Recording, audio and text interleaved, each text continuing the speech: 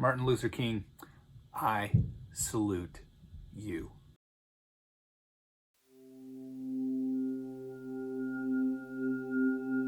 I have a dream that my poor little children will one day live in a nation where they will not be judged by the color of their skin, but by the content of their character. I have a dream today.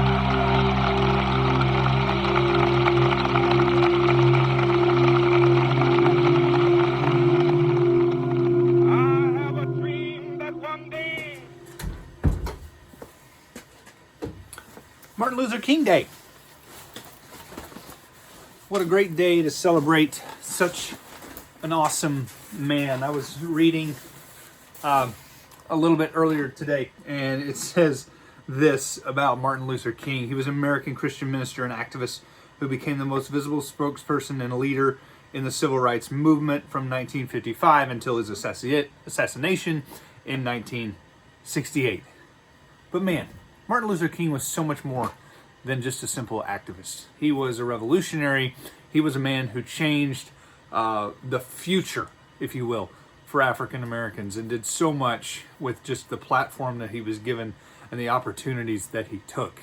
He was a man of bravery. He was a man of confidence, and he was a man that truly trusted the Lord in everything that he said and did. I love so many of his quotes.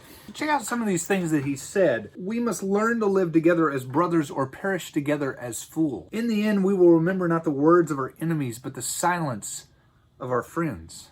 Life's most persistent and urgent question is, what are you doing for others? The time is always right to do what is right. Free at last, free at last. Thank God Almighty, we're free at last.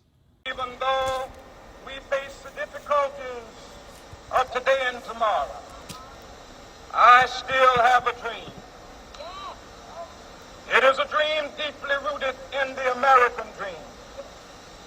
I have a dream that one day this nation will rise up and live out the true meaning of its creed. We hold these truths to be self-evident, that all men are created equal. This is what I love. Watch this. In an 11-year period between 1957 and 1968, King traveled over 6 million miles and spoke over 2,500 times, appearing wherever there was injustice, protest, or action needed. And meanwhile, he wrote 5 books as well as numerous articles, and in these years he led massive protests in Birmingham, Alabama, that caught the attention of the entire world, providing what he would call a coalition of conscience and inspiring the letters from Birmingham jail. And he directed the peaceful march on Washington, D.C. of 250,000 people to whom he delivered the address, I Have a Dream. And he conferred with President John F. Kennedy and campaigned for President Lyndon B. Johnson. He was arrested upward of 20 times and assaulted at least 4.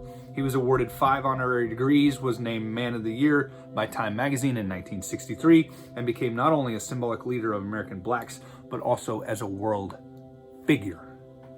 He was far more than just simply Christian minister and activist, but he was so much more of a true man who wanted to make a change and a huge difference in this world.